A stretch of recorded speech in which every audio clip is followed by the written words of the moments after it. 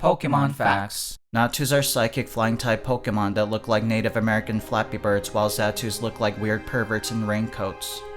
They spend most of their days perched on dead trees like set Christmas ornaments while gazing at nothing, as if in deep contemplation. These birds mostly keep to themselves but are drawn to those in psychological distress. People suffering from depression often find themselves surrounded by these strange creatures and feel oddly comforted by their presence. Researchers have studied this strange phenomenon and discovered that these Pokemon fed on negative emotions. They ran some tests involving a few subjects suffering from severe depression, and to their surprise, the subjects no longer held any dangerous ideations. They ate and exercised, worked on improving themselves, and expressed interest in all that life had to offer. Naturally, this study turned the mental health world upside down.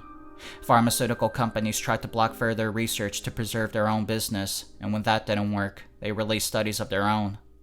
They criticized the method, claiming it's unnatural and that erasing psychological pain completely can lead to people becoming too reliant on the Natus and Zatus. They noted that it would render us incapable of coping with our problems. While their criticisms held merit, many ignored their warnings and utilized the Pokemon to treat their psychological issues.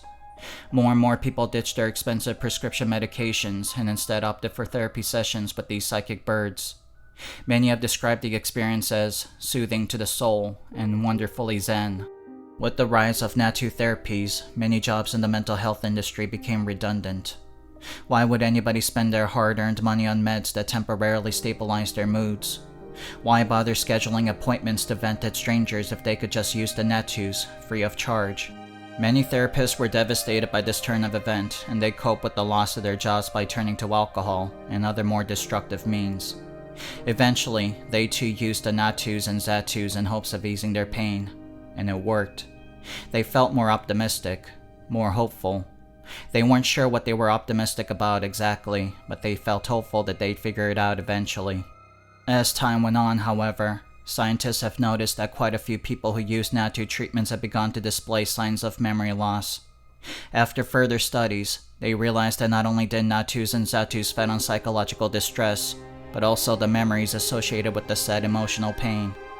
For example, if a person sought Natu therapy to help process losing a loved one, they fed on their negative emotions, and also every memory associated with that person. By helping people disassociate from the cause of their distress, they were able to free them from their problems. This alone was bad enough, but sometimes the Natus excised few too many memories to provide relief for their more disturbed patients, rendering them completely incapable of cognition. Memories are like dominoes, and if too many pieces are disturbed, the entire thing could collapse. And that's basically what happened to about a quarter of the people who sought their help. Alarmed by the statistic, the Pokemon government stepped in and banned people from seeking further treatments with Natus. And they worked together with these Pokemon to figure out a way to help those in vegetative states. Eager to assist, the Natus and Zatus went through a catalog of memories they digested, found the ones related to each person and regurgitated them directly into their mouths, like mother birds feeding their babies.